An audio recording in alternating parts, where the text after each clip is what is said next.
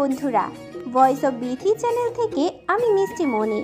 নিত্য নতুন রোমান্টিক ভালোবাসার গল্প পেতে আমাদের চ্যানেলটি সাবস্ক্রাইব করে পাশে থাকা বেল আইকনটি বাজিয়ে দেবেন। লাইক এবং কমেন্ট শেয়ার করতে ভুলবেন না। ধন্যবাদ। খানিকটা সময় নিয়ে নিচে নামল রিত। গায়ে গাঢ় লাল রঙের টি শার্টের সাথে কালো ট্রাউজারের নিচে দুই পায়ের মধ্যে মোটা করে লাল রঙের বর্ডার দেওয়া টি শার্টের সাথে মিল রেখে মাত্রই ফ্রেশ হয়ে আসলো ড্রয়িং রুম এসে। উদ্দেশ্য বউকে দেখা। আজ আর অফিস যাবে না বলে ঠিক করলো রিত। কোনো কাজও করবে না, আপাতত বউ সামলাবে সে। কিন্তু ততক্ষণে অনেকটাই দেরি হয়ে গেল বলে মনে হয়। তার বউ নিয়ে চলে গেল হেনা খান ও আরাফ খান।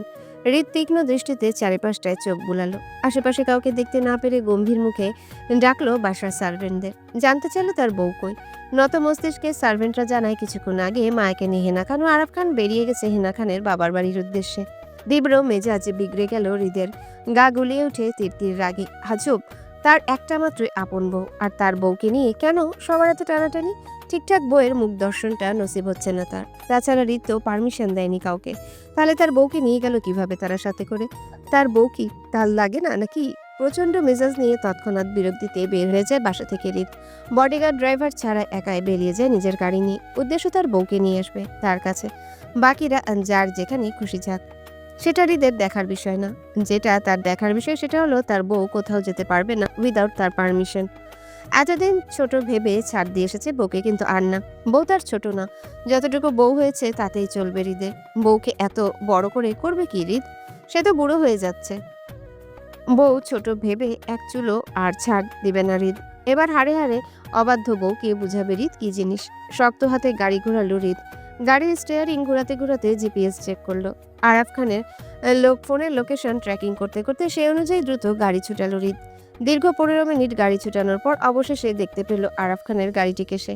দ্রুততার সঙ্গে আরো খানিকটা স্পিড বাড়িয়ে দিয়ে ব্রেক কষলো আরাফ খানের গাড়ির সাথে। হঠাৎ ধূমকেতুর মতো হৃদের গাড়ি রাস্তার মাঝখানে ব্রেক কষায় তাল হারালো আরাফ খানের ড্রাইভার জসিম। প্রচন্ড উত্তেজনায় টানটান হয়ে সাথে সাথে ব্রেক কষায় সামনের দিকে ঝুঁকে পড়ল ড্রাইভার। আরাফ খান সহ পিছনে বসা মায়া ও হেনা খান। আকস্মিক ঘটনায় তারা সবাই বিষয়টি বুঝতে বুঝতে হৃদ গাড়ি থেকে নেমে আরাফ খানের গাড়ির পেছনের দরজা খুলে দক্ষ হাতে থাবা দিয়ে মায়ার হাত টেনে গাড়ি থেকে নামিয়ে ধাম করে আবারও গাড়ির দরজাটা লাগিয়ে দেয়। হৃদের হঠাৎ কাণ্ডে চমকালো, ভরকালো, হকচকিয়ে গেল সবাই। আরাফ খান গাড়ির সামনের সিটে বসা ছিল ড্রাইভারের সাথে। হৃদের হঠাৎ কাজে হতভম্ব হয়ে তিনি দ্রুততার সঙ্গে বের হয় এবং হৃদের সামনে দাঁড়িয়ে উত্তেজনার প্রশ্ন করে হৃদকে বলে, কি হয়েছে হৃদ? তুই একখানে কেন? আর মায়াকে টানছিস কেন তুই?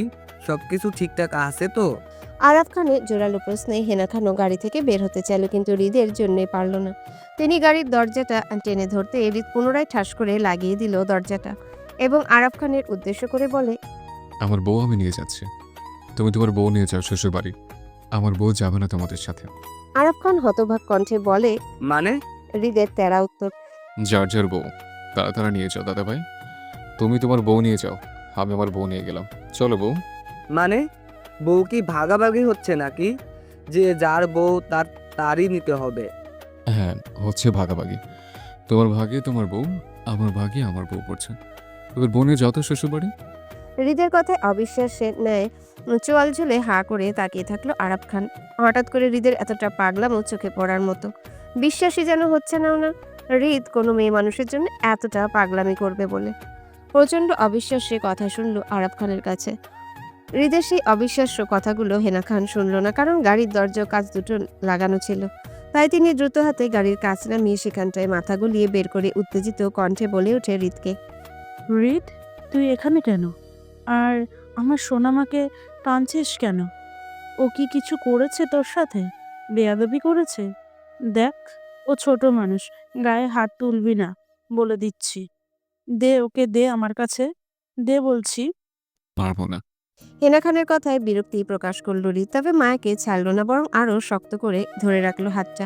মায়া হৃদের ভয়ে জড়সড় হয়ে দাঁড়িয়ে থাকলো।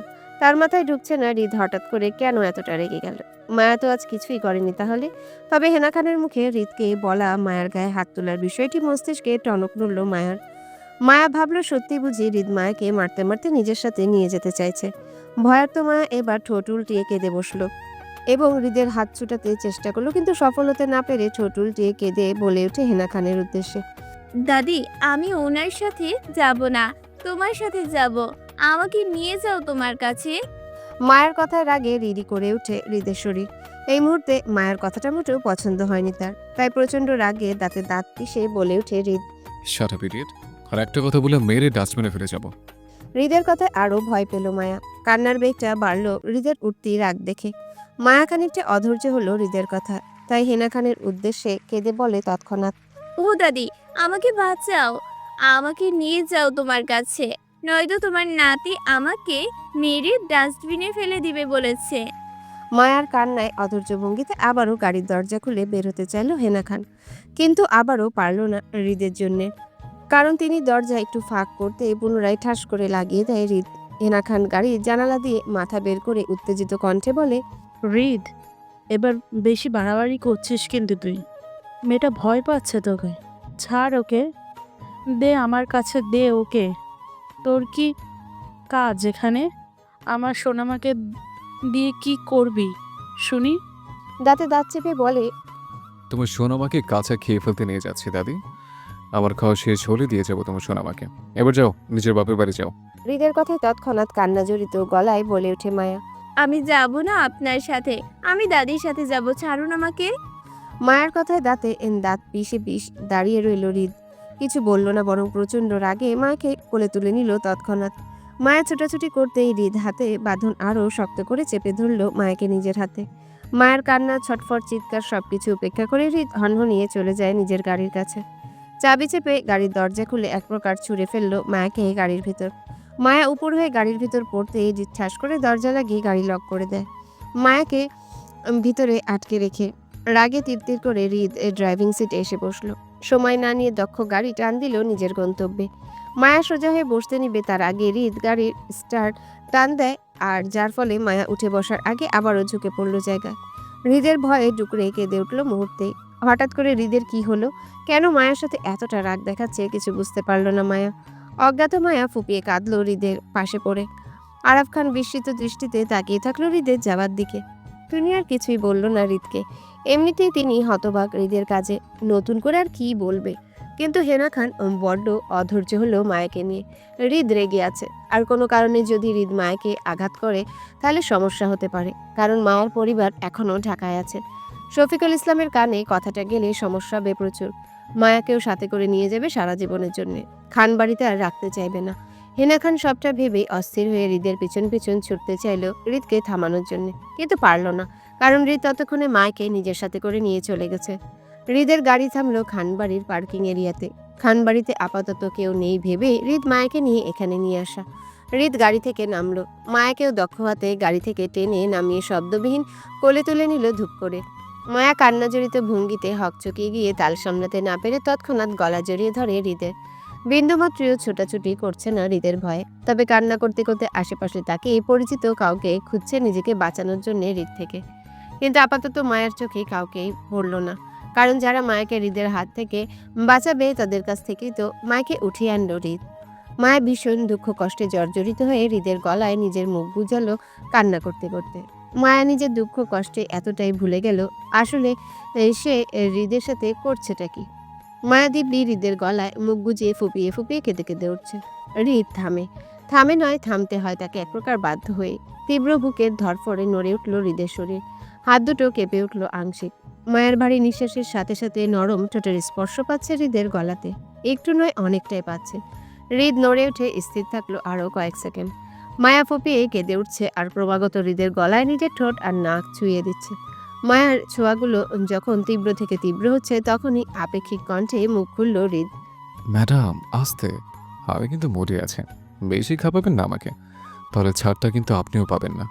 আমার সর্বনাশ হয়েছে, এবার সর্বনাশ। হৃদের হাড় কাঁপানো কথায় মায়া কেঁপে উঠল তৎক্ষণাৎ। তারপরেও না হৃদের গলা ছাড়লো আর না ঠোঁট ছোঁয়ালো বন্ধ করলো, কারণ মায়া তখনও বুঝলো না আসলে হৃদ তাকে এই ঠোঁট ছোঁয়ানো নিয়ে কথাগুলো বলেছে। হৃদ মায়াকে স্পষ্ট করে বলেনি মায়ের ঠোঁট ছোঁয়ানোতে হৃদ অস্থির হচ্ছে সেটা, তাই মায়া একই ভঙ্গিতে পড়ে রইল হৃদের কোলে।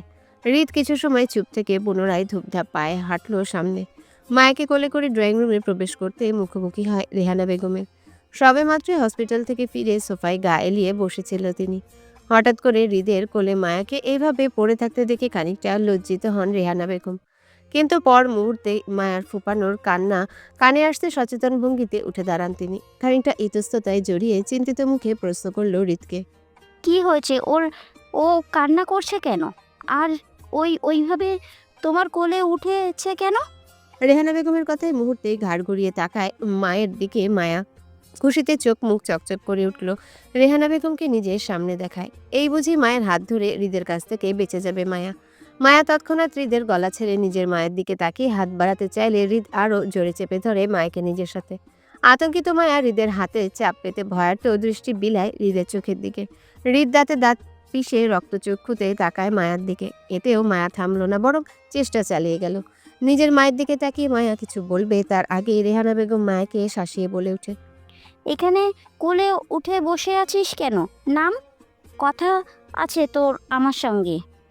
রেহানা বেগমের কথায় মায়ার চোখে মুখে আশার আলো ফুটলেও হৃদের জন্য মায়ার সেই খুশিটা বেশিক্ষণ ঠিকল না। হৃদ গম্ভীর মুখে দায়সারা জবাব দিল। আপনি পরে কথা বলবেন আপনার মেয়ের সাথে। একটা মেয়েকে এখন আমার প্রয়োজন। হৃদের কথা ইতস্তত বোধ করল রেহানা বেগম। রিক্তা কাঁদছে, হয়তো ওর তোমাকে কোনো বিষয় নিয়ে ভয় পাচ্ছে। ওকে নামাও, আমার সাথে কিছুক্ষণ থাকুক। কান্না বন্ধ হয়ে স্বাভাবিক হলে তোমার সাথে না হয় আবার দেখা করবে। হৃদ নিষেধ করতে গিয়েও না করলো না, বরং কপাল কুঁচকে কিছু একটা ভেবে মায়াকে নামিয়ে দিল। হৃদ থেকে ছাড়া পেতে মায়া দৌড়ে গিয়ে রেহানা বেগমের পিছনে লুকালো। কান্না থেমে গেছে ততক্ষণে মায়ার। হৃদ নিজের রাগে দু হাত মুষ্টিবদ্ধ করে মায়ার দিকে কটমট করে তাকালো। কিছু না বলে হনহন করে সামনের দিকে যেতে গিয়েও 2 কদম পিছিয়ে রেহানা বেগমের পিছনে দাঁড়ালো হৃদ। মায়ের দিকে হালকা ঝুঁকে মৃদুস্বরে চিবিয়ে চিবিয়ে বলে ওঠে। একবার শুধু হাতে পেয়ে নেই, মেরে সত্যি সত্যি ডাস্টবিনে ফেলে দেবো বেয়াদব বউকে। হৃদ আর দাঁড়ালো না, সোজা নিজের রুমে চলে গেল। যে রাগে বের হয়েছিল হৃদ তার থেকে দ্বিগুণ ছটফট করতে করতে রুমে আসতে হলো তার। বেয়াদব বউ, স্বামী বুঝে না, স্বামীর মন বুঝে না, তার সুন্দর মুহূর্তটাকে ভয় পেয়ে নষ্ট করে দিল। সে ভয় দেখালে ভয় পেতে হবে তার বেয়াদব বউকে। সে কি বুঝে না তার স্বামী কি চায় তার থেকে?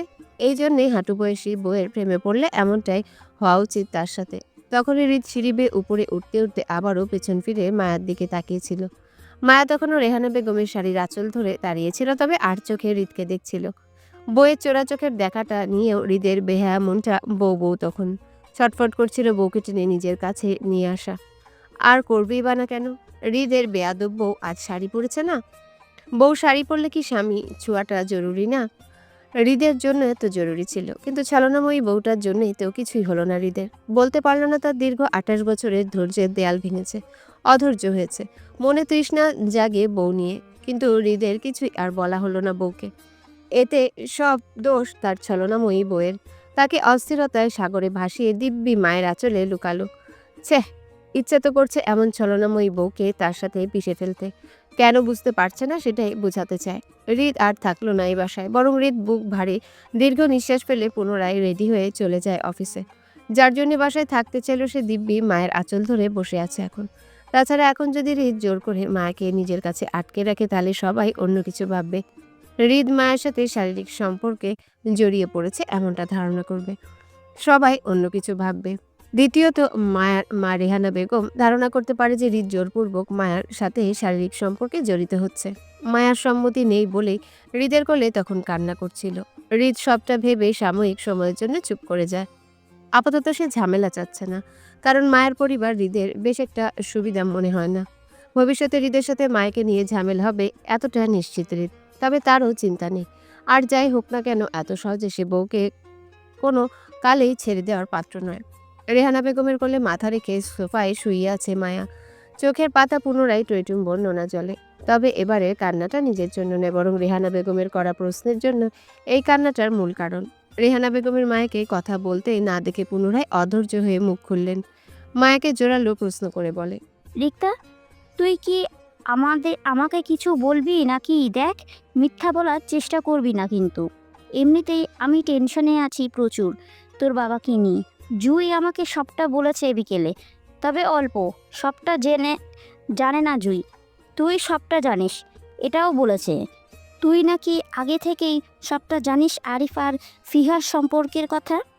এখন তুই আমাকে সোজা সোজা খুলে বল সবটা, নয়তো তোর বাবার কানে গেলে বিষয়টা কি হবে বুঝতে পারছিস তো তুই? রেহানা বেগমের অস্থিরতায় উঠে বসলো মায়া। চোখ ভর্তি জল নিয়ে রয়ে শয়ে বলে আরিফ ও ফিয়ার সম্পর্কের কথাগুলো সবটাই। রেহানা বেগম মায়ের কথায় মুহূর্তে দু হাতে মাথা চেপে ধরে সোফায় বসে রইল কিছুক্ষণ। হঠাৎ যান্ত্রিক কণ্ঠে বলল, তুই আমাকে এর আগেও কেন বলিসনি এসব বিষয়? তাহলে সেই দিন কেন জানালি না আমাকে এই বিষয়টা? মায়া কাচুমাচু করে বলে, তুমি আব্বুকে নিয়ে টেনশনে ছিলে তাই বলতে পারিনি তো। এখন কি ভাইয়ার সাথে ফিহা আপুর বিয়েটা হবে না আম্মু? রেহানা বেগমের কাটকাট উত্তর। না। চমকে উঠে মায়া বলে, কেন আম্মু? দীর্ঘ নিঃশ্বাস ফেলে তিনি পুনরায় বলে রেহানা বেগম, কারণ তোর আব্বু খানবাড়ির সাথে সম্পর্কটা পছন্দ করে না। তাহলে তাছাড়া তিনি এমনিতেই তোর প্রাপ্য বয়স হওয়া অপেক্ষা করছে। তোর 18 বছর হলে এখন থেকে নিয়ে যাবে। হয়তো শুধু তুই একেবারে মুখ ফুটে বললে তোর আব্বু খানবাড়ির সাথে সকল সম্পর্ক ছিন্ন করে এখানেই নিয়ে আসবে। এই স্বামী, এই সংসার তোর না, খানবাড়ির সাথে সম্পর্কগুলো তোরও রিক্তা। তুই সময়ের জন্য আছিস এখানে। যেখানে পুরনো সম্পর্কের মূল্য নেই, সেখানে নতুন সম্পর্কে কেন তোর আব্বু জড়াবে না? কখনোই না। মায়া চমকে উঠে নিজের মায়ের কথায়। তাকে খানবাড়ি থেকে নিয়ে যেতে চায় তার বাবা। তার মিস্টার ভিলেন থেকে মায়াকে আলাদা করতে চায়, কিন্তু কেন? যখন মায়া খানবাড়িতে আসতে চায়নি নিজের পরিবার ছেড়ে, তখন তো তার বাবাই জোর করে পাঠিয়েছিল এই খানবাড়িতে। মায়ার আত্মসম্মানে লাগার মতো কিছু শক্ত কথাও শুনিয়েছিল তার বাবা, যার জন্য মায়া দাদা দাদির হাত ধরে এক প্রকার বাধ্য হয়ে তার মিস্টার ভিলেনের বউ হয়ে আসে খানবাড়িতে। সেদিন অনিচ্ছুকভাবে খানবাড়িতে আসলেও আজ তো মায়া স্বেচ্ছায় থাকতে চায় তার মিস্টার ভিলেনের সাথে। তাহলে কেন তার বাবা তাকে নিয়ে যেতে চাচ্ছে? সে তো থাকতে পারবে না তার মিস্টার ভিলেনকে ছাড়া। আবার সে তার বাবার আদেশও অমান্য করতে পারবে না কখনো। তাহলে কি করবে মায়া? কি করা উচিত? মায়া কি পারবে সারা জীবন তার মিস্টার ভিলেনকে ছাড়া একা থাকতে? মায়ের নিজের ভাবনার মাঝে চোখের জল গড়িয়ে পড়ল কাল বেয়ে কোলের উপর। কষ্টগুলো দলা পাকিয়ে আসলো গলায়, তাই ঠোঁট কামড়িয়ে কোনো রকম কান্নাগুলো আটকানোর চেষ্টা করলো মায়া। আপাতত সে নিজের মায়ের সামনের কান্না করতে চায় না, নিজের কষ্টটা নিজের মধ্যে চেপে রাখতে চায়। মাথা নিচু করে স্থির হয়ে বসে রইল রেহানা বেগম। টেনশনে মাথা ফেটে পড়ছে ওনার। একদিকে হার্ট দুর্বল স্বামী, অন্যদিকে ওনার শান্তশিষ্ট ভালো ছেলেটা। কার পক্ষ নিবেন তিনি? স্বামীর মন তিনি বুঝেন, কখনোই খানবাড়ির সাথে নতুন সম্পর্কে জড়াবে না। অন্যদিকে ওনার হীরার টুকরো শান্ত ছেলে আরিফ শত কষ্ট পেলেও জীবনেও মুখ ফুটে কাউকে কিছু বলবে না, নীরবে সহ্য করবে সবটা। তাছাড়া মেহেরবানও এই সম্পর্কটা নিয়ে অসম্মতি জানিয়েছে ইতিমধ্যে। সেই জায়গায় তিনি স্বামীকেই বা কিভাবে বুঝাবেন ছেলের হয়ে? কেউ তো মানবে না। বিষয়টি সম্পূর্ণ জটিলতায় ধারণা করেছে, সামলানোই দায়। একা কাকে বুঝাবেন তিনি? ওনার ছেলে ভালোবাসতে জানে, আঁকড়ে রাখতে জানে সবাইকে। সেখানে ওনার ছেলের ভালোবাসাটা অসম্পূর্ণ থেকে যাবে শুধু অর্থ সম্পদের জন্যে। ওনার ছেলে আরিফ কি টাকা কামাই করে না? খানবাড়ির মেয়েকে কি সুখে রাখতে পারবে না ওনার ছেলে? এতটা অপদার্থ মনে করেন মেহেরবান ওনার এত ভালো ছেলেটাকে? রেহানা বেগম আজ জীবনের প্রথম বড্ড অসহায় মনে করলো নিজের। কেন ওনাদেরও খানবাড়ির মতো অর্থ সম্পদ থাকলো না? এই অসীম টাকা পয়সা থাকলে হয়তো ওনার ছেলেটা এত কষ্ট পেত না, ভালোবাসার মানুষ নিয়ে হয়তো সুখী হতো, কেউ বাধা দিত না। আর না ওনাকে ছেলেকে ভালোবাসাবিহীন ধুকে ধুকে কাটাতে হতো সারাটা জীবন। আচ্ছা, ভালোবাসা ছাড়া কি তিনি আরিফকে সংসারী করতে পারবে তো? নাকি বিয়ে করবে না বলে জেদ করেছে সারা জীবন? রেহানা বেগমের বুকটা মোচড় দিয়ে উঠল হঠাৎ করে। তিনি মেহেরবানের কথা মাথায় রেখে ভাবেন কাল ব্রাহ্মণবাড়িতে গিয়ে স্বামীর সাথে কথা বলবে। আরিফের অন্য কোথাও বিয়ে নেই। নতুন বউ পেলে হয়তো সবকিছুই ভুলতে সহজ হবে আরিফের জন্যে। তিনি মোটেও কষ্ট পেতে দিবেন না নিজের ছেলেকে খানবাড়ির মেয়ের জন্যে। এমনিতেই মাকে খানবাড়িতে পাঠিয়ে গত 2.5 বছর ধরে ওনার সংসারের সুখটা থেকেও যেন নেই। ওনার স্বামী টেনশন করতে করতে শেষ পর্যন্ত হার্ট অ্যাটাক করলো। ছেলেটাও চট্টগ্রাম থেকে বাসায় আসতে চায় না বাবার সাথে রাগ করে, শুধু ছোট দুটো বোনের জন্য আসে মাঝে মধ্যে। রেহানা বেগমের বড় মেয়েটাও তো নারাজ, সবাই নারাজ। সেখানে রেহানা বেগম নতুন করে কোনো ঝামেলায় আর জড়াবেন না, যা করার খুব দ্রুতই সবকিছু করবেন তিনি। রাত 11টা ছুঁই ছুঁই। মায়া ড্রয়িং রুমে সোফা থেকে উঠে দাঁড়ালো বিষণ্ণ ভগ্ন হৃদয় নিয়ে। গায়ে এখনো সন্ধ্যার শাড়িটা জড়ানো। রেহানা বেগম আরও 1 ঘন্টা আগে বিদায় নিয়ে হসপিটালে চলে গেছে, কিন্তু মায়া তখনও ড্রয়িং রুম থেকে ওঠেনি নিজের বিষণ্ণতায়। হৃদকে ছেড়ে যাওয়ার কল্পনায় বিগত 1 ঘন্টা জায়গায় বসেছিল মত্ত হয়ে। রেহানা বেগম চলে গেল হসপিটালে। আজ রাতটা তিনি স্বামী ও ছেলের পাশে থেকে হসপিটালে কাটাবেন বলে স্থির করেন এবং সেই চিন্তা অনুযায়ী চলে গিয়েছিল তখন। মায়ার সাথে দীর্ঘ সময় আলোচনা করে আরিফ ও ফিহার সম্পর্কে জেনে নিল এবং রেহানা বেগমকে হসপিটালে আরিফ খানই নিয়ে গেল তখন। তবে আসার সময় হসপিটাল থেকে জুইকে সাথে করে নিয়ে আসবেন এমনটাও বলে গেল। হৃদ মায়াকে নিয়ে চলে আসার পর ওনারাও আর যায়নি হেনা খানের বাপের বাড়িতে। টেনশনে ছিল হৃদ মায়াকে না আবার আঘাত করে বসে সেই ব্যাপারে। তবে বাসায় এসে মায়াকে সুস্থ অবস্থায় রেহানা বেগমের পাশে দেখে স্বস্তির নিঃশ্বাস ফেলেছিল হেনা খান। আপাতত এই মুহূর্তে বাসায় আর কেন নেই মায়া আর হেনা খান ছাড়া। হেনা খান কিচেনে আছে সার্ভেন্টদের নিয়ে বান্নার কাজে। তবে ইতিমধ্যে বেশ কয়েকবার ডেকে মায়াকে বলে গেল শাড়ি খুলে নর্মাল কাপড় পরতে, কিন্তু বরাবরই মায়া বিষণ্ণ মনে বসেছিল এতক্ষণ যাবৎ ড্রয়িং রুমে। তাই আবারও হেনা খানের ডাক পড়তেই বিষণ্ণ ভগ্ন হৃদয়ে উঠে দাঁড়ালো মায়া। মনের সাথে সাথে শরীর ও পা দুটো কাঁপছে অনবরত দুর্বলতায়, হৃদকে ছেড়ে যাওয়া দুর্বলতায়। মায়া দীর্ঘ নিঃশ্বাস পেলে কোনো রকম দুর্বল শরীরটা টেনে উঠতে লাগলো সিঁড়ি বেয়ে। শাড়িতে বারবার পা ভিজে যাচ্ছে, তারপরেও সামনের দিকে হেঁটে যাচ্ছে মায়া উদাস মনে। চোখে জল নেই, কান্নাও নেই, শুধু গুমোট দহনের উত্তাপে পুড়ছে মায়া। মায়ার কিশোরী বয়সের প্রথম ভালো লাগা তার স্বামী। এই বাড়িতে আসার পর থেকে স্বামী নামক মানুষটিতে প্রচণ্ড ভালো লাগে তার। কারণ মায়া তো জানতো সে সারা জীবনের জন্য এই বাড়িতে এসেছিল, কিন্তু আজ হঠাৎ করে জানতে পারলো মায়া সারা জীবনের জন্য নয় বরং সাময়িক সময়ের সম্পর্কে আছে সে। মায়াকে কেন কেউ এতদিন বলেনি সে সাময়িক সময়ের জন্যে এই খান বাড়িতে এসেছিল? তাহলে তো আর মায়া ভুলেও স্বামীর দিকে তাকাতো না, স্বামীকে নিজের পছন্দ বানাতো না, বরং সবসময় দূরে থাকতো স্বামী নামক মানুষটি থেকে। আফসোস কেউ মায়াকে বলেনি যে এই স্বামী ঘর, স্বামী সংসার সবকিছুই মায়ার না, সবকিছুই পর। শুধু 2 দিনের সাময়িক সময়ের জন্য সম্পর্কগুলা ছিল। স্বামী নামক মানুষটিকে ভুলে থাকতে পারবে কিনা জানে না মায়া। তবে আজ থেকে চেষ্টা করবে মায়া, সব প্রাণ দিয়ে চেষ্টা করে দিল হৃদ থেকে দূরে থাকতে। তার মিস্টার ভিলেনের প্রতি সব ভালো লাগা গুলোকে মন থেকে মুছে ফেলতে। মায়া নিজের চিন্তাভাবনায় হোঁচট খেল। পরে যেতে নিলেই দুর্বল শরীর সিঁড়ির পাশে চেপে ধরে নিজের ব্যালেন্স ঠিক করলো এবং দম নিয়ে পুনরায় দুর্বল শরীরে এলোমেলো পায়ে সিঁড়ির উপর উঠে কয়েক কদম হেঁটে নিজের রুমের দরজা টেনে ভিতরে প্রবেশ করতেই তখনই ঝড়ের বেগে আরও একজন মায়ার পিছন পিছন মায়ের রুমে প্রবেশ করে দরজাটা ভিতর থেকে লক করে দেয়। আকস্মিক ঘটনায় বিষণ্ণ উদাসীন মায়া চমকে উঠে পিছন ফিরে তাকাতেই চোখে পড়ল হৃদকে। হৃদ দরজা লাগিয়ে পিছন ফিরে মায়ার দিকে তাকিয়ে মাতাল করা বাঁকা হাসিতে হেসে সুর টেনে বলে ওঠে, হ্যালো ম্যাডাম, ভালো আছেন? হৃদয় ভাঙ্গর মায়া হঠাৎ করে হৃদকে নিজের সামনে দেখে চমকালো, ভয় পেল না বিন্দুমাত্র, বরং ব্যথিত দৃষ্টিতে তাকিয়ে রইল বুক ফাটা কষ্টে। পরিস্থিতি স্বাভাবিক হলে মায়া এই মুহূর্তে হৃদয়কে দেখে ভীষণ ভয় পেত, হয়তো পালাতেও চায়, কিন্তু এই মুহূর্তে সেসব মায়ের মাথায় কাজ করছে না। যেটা মায়ের মাথায় কাজ করছে সেটা হলো তার স্বামী আর তার না, মায়ার না। হৃদের সাথে সংসারটা মায়ার না। মায়ের এই সুন্দর স্বামীটা অন্য কারো নারী। কোন নারী? নিশ্চয়ই সে নারী মায়ার চেয়ে ভাগ্যবান, যার ভাগ্যে মাস্টার যার ভাগ্যে মায়ার সিস্টার ভিলেন থাকবে। মায়ার দৃষ্টি বেপরোয়া না হয়ে স্থির থাকলো হৃদের উপর। হৃদ মায়ার দৃষ্টিতে নিজের দৃষ্টি স্থির করে এগিয়ে আসলো মায়ার দিকে।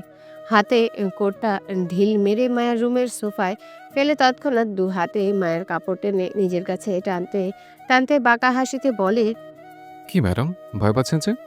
আমার আপনাকে খেয়ে ফেলতে আপত্তি নেই নাকি আবদার? কোনটা? খেয়ে ফেলি আপনাকে? মায়া উত্তর করতে পারল না, গলা পাকিয়ে আসা কষ্টের কারণে। অন্য সময় হলে মায়া ভয়ে সিটিয়ে যেত হৃদের এমন কথায়, কিন্তু এখন হৃদের কথাগুলো মায়ার কান অব্দি পৌঁছালেও মস্তিষ্ক অব্দি পৌঁছাতে পারছে না, বরং শক্ত হয়ে দাঁড়িয়ে আছে টইটুম্বর চোখে। মায়া ব্যথিত শান্ত দৃষ্টিতে অশান্তের ন্যায় তাকিয়ে থাকলো হৃদের মনোমুগ্ধকর মুখশ্রীতে।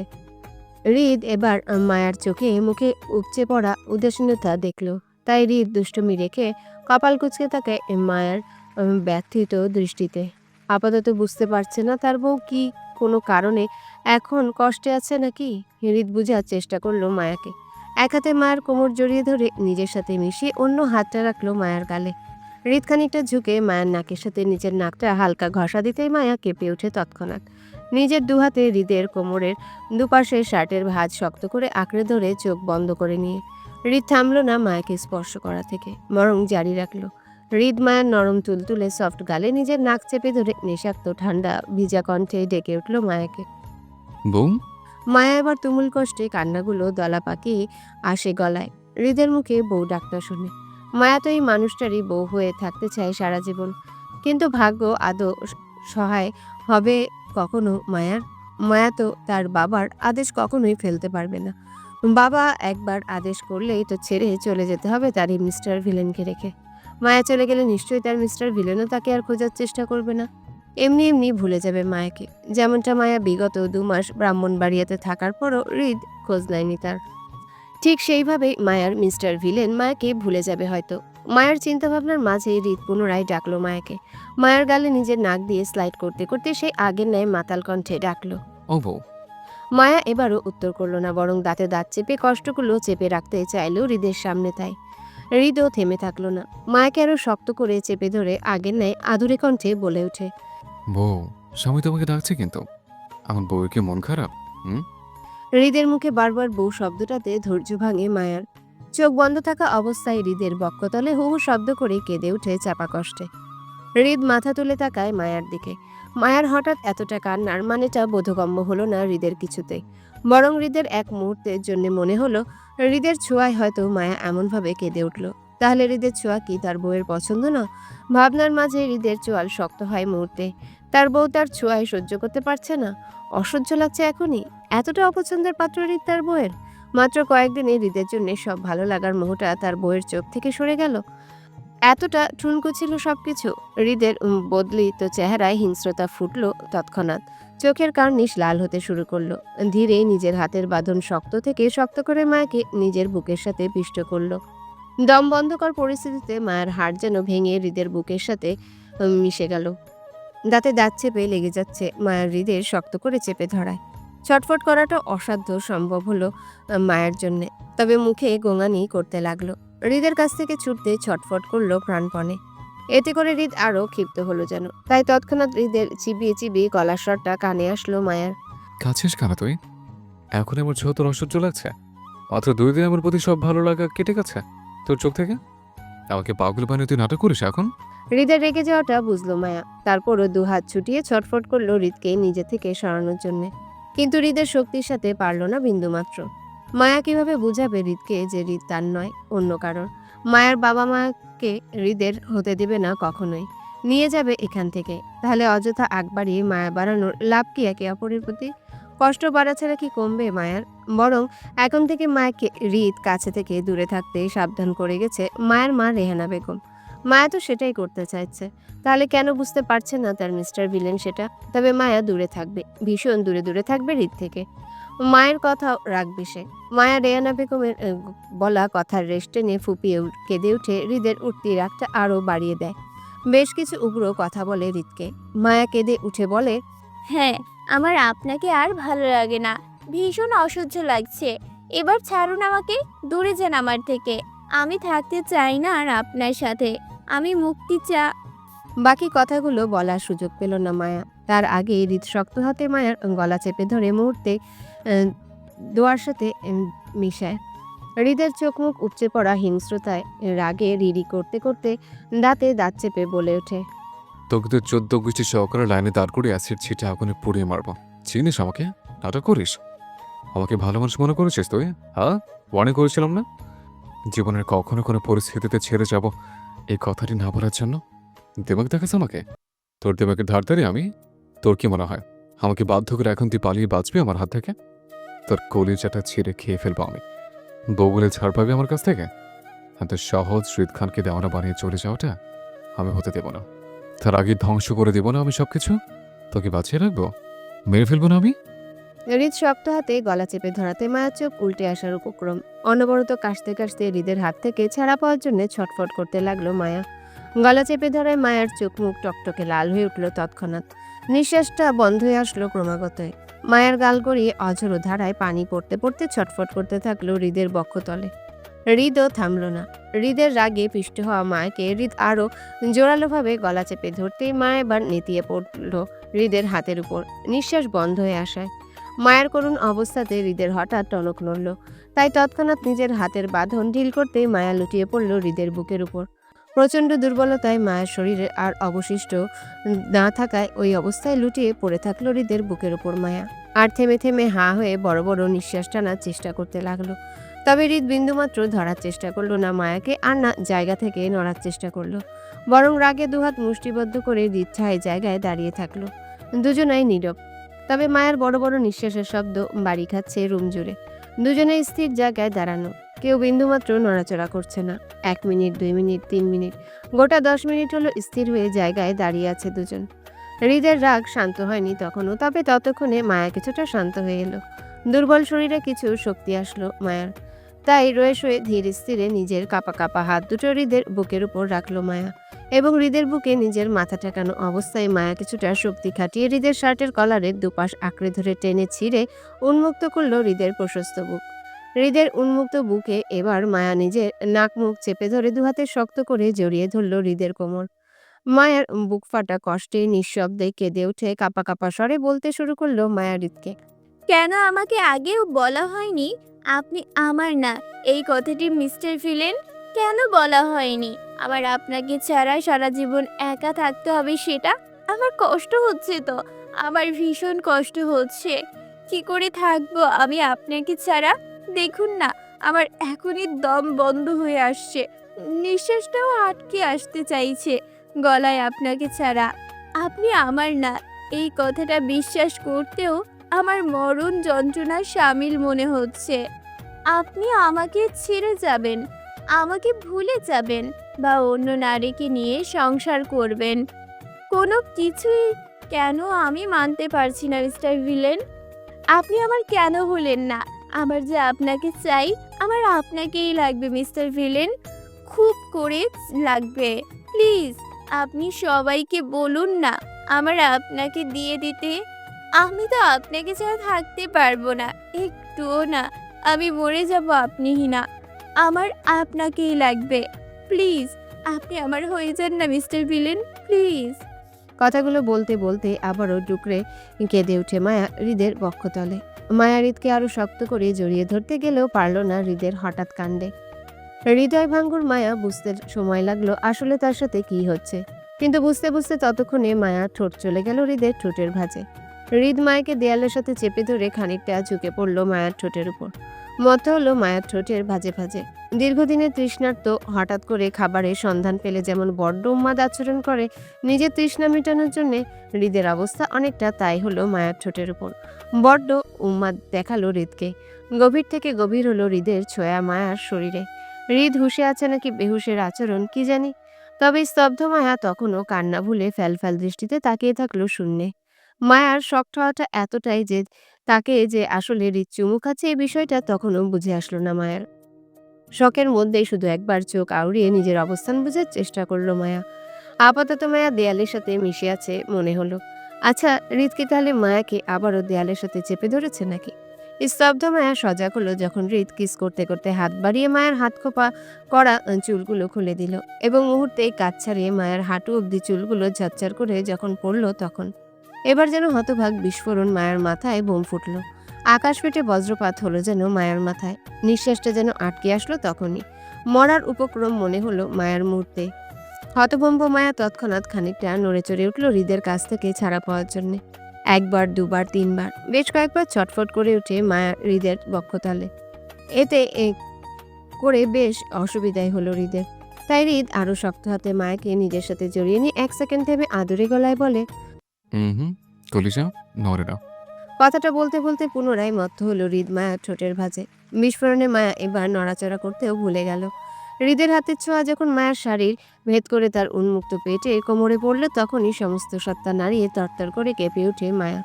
চোখ মুখ খিচে বন্ধ করে শক্ত করে চেপে ধরে হৃদের ছেঁড়া শার্টের পাশ। গুটি কয়েক মিনিট পার হতেই হৃদ থামে। মায়ার ঠোঁট ছেড়ে দেওয়ার পূর্বেই শব্দ করে চুমু খেলো হৃদ। 1 বার, 2 বার। মায়া তখনও হৃদের মধ্যে আটকে আছে। হৃদ চোখ তুলে তাকায় মায়ের বন্ধ চোখের পাতার দিকে। তার প্রায় সাথে সাথে মায়াও পিটপিট করে তাকায় হৃদের দিকে থেকে ঠোঁটে ছাড়া পেয়ে। মায়া চোখ খুলে তাকাতেই হৃদের শান্ত দৃষ্টির সাথে চোখ মিলল মায়ার, এবং তার প্রায় সাথে সাথে মায়ার চোখে পড়ল হৃদের ঠোঁটের কোণে লেগে থাকা মায়ার লাল লিপস্টিকের দাগটা। মায়া চমকে উঠে লজ্জায় আড়ষ্ট হয়ে মুহূর্তেই সিটিয়ে গেল। শরমে মরণ হয়ে মায়া নিজের নাক মুখ খিচে তৎক্ষণাৎ দু হাতে মুখ ঢেকে ফেলল গভীর লজ্জায়।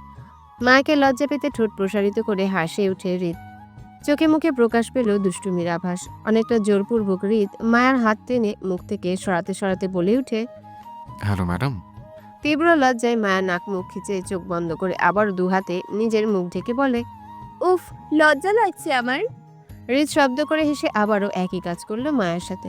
জোরপূর্বক মায়ের হাত টেনে দেয়ালের সাথে চেপে ধরতে ধরতে বলে। কেন লজ্জা পাচ্ছেন আপনি? মায়া আর হৃদের দিকে তাকানোর সাহস করতে পারল না তীব্র লজ্জায়, তাই চোখ বন্ধ করে ঘাড় ঘুরিয়ে পাশে মুখ ফিরে নিয়ে বলে, উফ, আমি কি প্রেম করছি?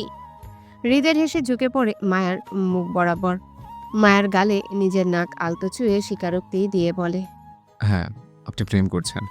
ইস, দরজা জানালা কুলগুলি বেড়ে বিছানায় বসে আছে মায়া। শরমে মরণ হচ্ছে বহুবার তার। একটু আগেই মাত্র হৃদ গেল মায়ার রুম থেকে, তাও জুইয়ের আগমনে। বন্ধ দরজা ভিতর আটকে থাকতে মায়া আর হৃদকে একসঙ্গে দেখেছে জুই। প্রথমে চমকিয়েছিল, পরে অপদস্থ হলো দুজনকে একসঙ্গে রুমের ভিতর দেখে জুই। হৃদ হ্যাঁ কোনো প্রকার শব্দই করেনি, বরং নিঃশব্দে স্থান ত্যাগ করেছিল, যেন জুইকে চোখে পড়েনি হৃদের। হতবাক জুই রুমে ঢুকে মায়াকে কিছু বলবে তার আগেই দৌড়ে পালালো মায়াও ওয়াশরুমের দিকে। হতবুদ্ধি জুই তখনও কিছুই বুঝলো না আসলে কি হয়েছে। হঠাৎ করে দুইজন এইরকম করলই বা কেন? সে তো শুধু দরজার কড়ানোরে মায়াকে ডাকলো দরজা খুলতে, কিন্তু মায়ার জায়গায় দরজা খুলে বের হলো হৃদ। প্রথমে জুই ভাবলো হয়তো ভুলবশত হৃদের রুমে নক করে ফেলেছে সে, তাই হৃদকে সরি বলার জন্য প্রস্তুতিও নিল জুই, কিন্তু তার আগে বিনা নোটিশে চলে গেল হৃদ। হতভম্ব জুই ভাবলো মায়াকে জিজ্ঞাসা করবে আসলে কি হয়েছে, হৃদ কেন এসেছিল মায়ার রুমে। প্রশ্নগুলো মাথায় নিয়ে রুমেও ঢুকলো জুই, কিন্তু এখানেও বিপত্তি ঘটলো মায়াকে নিয়ে। জুই কৌতূহলবশত মায়াকে কিছু বলবে তার আগে মায়াও হাওয়া হলো ওয়াশরুমের দিকে। অজ্ঞাত জুই ঠোঁট উল্টালো কিছু বুঝতে না পেরে। পরে মায়া ওয়াশরুম থেকে বের হতেই জুইও গেল ফ্রেশ হতে। আপাতত তার ফ্রেশ হওয়া দরকার। এমনিতে আজ কিছু হলো সেটা নিয়ে মায়ার সাথে রাতে আলোচনা সারবে সে। ওয়াশরুম থেকে পানির ঝনঝন শব্দ নিধিধারা শুনে যাচ্ছে মায়ের কানে। জুই গোসল করছে হয়তো, কিন্তু মায়ের সেদিকে মনোযোগ নেই। আপাতত সে লজ্জায় জর্জরিত হয়েছে বহুবার। কুকড়ে উঠছে হৃদকে নিয়ে তীব্র অনুভূতি ফিলিংসে। তার দিন দুনিয়ার সব কথা ভুলে শুধু মনে রাখলো হৃদকে, হৃদের সাথে কিছুক্ষণ আগে কাটানোর মুহূর্তগুলোকে। অনাকাঙ্ক্ষিত হৃদের সেই চুমুর দৃশ্যপটটা মায়ার চোখে ভেসে উঠতেই তুমুল লজ্জায় আছড়ে পড়ল মায়া বিছানার বালিশের উপর। দুহাতে বালিশের দুপাশ আঁকড়ে ধরে মুখ গোজালো সেখানটায়। উফ, মায়া প্রেম করছে তার মিস্টার ভিলেনের সাথে সত্যি? এখন মায়া কি করবে? তার এই মুখটা দেখাতে পারবে তার মিস্টার ভিলেনকে? লজ্জায় মরে যাবে না? উফ, কিভাবে করবে সে প্রেমটা তার মিস্টার ভিলেনের সাথে? মায়ের হাজারো চিন্তা ভাবনার মাঝে একটা চিন্তা আসলো, আগামী 1 মাস সে হৃদের সামনে পড়বে না, লুকিয়ে চুকিয়ে বেড়াবে। তাহলে মাকে আর লজ্জা পেতে হবে না তার মিস্টার ভিলেনকে নিয়ে। মায়ার সিদ্ধান্ত অনুযায়ী গোটা রাত পার করলো। রাতে ডিনার করলো হৃদ খেয়ে যাওয়ার পরে, কিন্তু সকাল হতে হতে ভুলে গেল আসলে সে কি সিদ্ধান্ত নিয়েছিল হৃদকে নিয়ে। ভুলে গেল সে রাতে হৃদের সাথে প্রেম শুরু করেছিল। সবকিছু ভুলে টুলে মায়া সকাল সকাল রুম থেকে বের হলো নাস্তা করতে, এবং সে দরজার বাহির হতে খট করে হৃদও অফিসের গেটআপে দরজা খুলে বের হলো। অপ্রত্যাশিতভাবে দুজনেই দুজনার সামনে পড়লো। মায়ের চট করে মনে পড়লো সবকিছু। সে তো কাল রাতে হৃদের সাথে প্রেম শুরু করেছে, তাই সকালে হৃদের সামনে যাওয়াটা নিষেধ না মায়ার জন্যে? মায়ার লজ্জা লাগবে না? হৃদ স্বাভাবিক ভঙ্গিতে দাঁড়িয়ে থাকলেও মায়া অস্বাভাবিক ভঙ্গিতে দৌড় লাগায় পুনরায় নিজের রুমের ভিতর লজ্জায়। হৃদ কপাল কুঁচকে মায়ের যাওয়ার দিকে তাকিয়ে থেকে চলে যায় ডাইনিং টেবিলে, এবং যথারীতি নাস্তা করে অফিসেও চলে যায় রোজকার মতোই। মায়া হৃদের চলে যাওয়াটা বারান্দায় দাঁড়িয়ে উকিঝুঁকি মেরে দেখে নিশ্চিত হয়ে তারপর নিচে নামলো নাস্তা করতে। যেহেতু শফিকুল ইসলামকে আজ হসপিটাল থেকে ডিসচার্জ করে দিবে, তাই খানবাড়ির সবাই একবার হসপিটালে যাওয়ার সিদ্ধান্ত নিল। মায়া বোরখা পড়ে গেল হসপিটালে নিজের পরিবারকে বিদায় জানাতে। শফিকুল ইসলাম প্রথম যেদিন ছোট মায়াকে বোরখা পড়তে দেখলো সেদিন হতবাকে বাকরুদ্ধ হয়ে পড়েছিল। ওনার এত ছোট মেয়েটা কবে সবকিছু গুছিয়ে বড় হয়ে উঠলো বুঝতেই পারল না তিনি। তবে মায়াকে বেশ নীরবে দোয়া করলো, মাথায় হাত বুলিয়ে দিয়ে। শফিকুল ইসলামকে যখন হসপিটাল থেকে ডিসচার্জ করা হয় তখন ঘড়ির কাঁটায় সকাল 11টা ছুঁয়েছে। শফিকুল ইসলামকে ধরাধরি করে আরিফ আর শাহিন গাড়ির পেছনে সিটে বসালো। এই কারটা ভাড়া করেছে আরিফ ব্রাহ্মণবাড়িয়া যাওয়ার জন্য। আরাফ খান অবশ্য নিজের গাড়ির মধ্যে একটা গাড়ি নিতে বলেছিল আরিফকে, কিন্তু আরিফ সেটা নেয়নি, বরং নিজ খরচে ক্যাব ভাড়া করলো। রেহানা বেগম স্বামী এক পাশে বসলো, অপর পাশে বসে আছে জুই। অসন্ন মনে জুই গাড়ির জানালা ধরে পুনরায় হসপিটালের দিকে তাকালো একবার। হয়তো কাঙ্ক্ষিত কাউকে দেখার আসে, কিন্তু চোখ মিলল না কাউকে।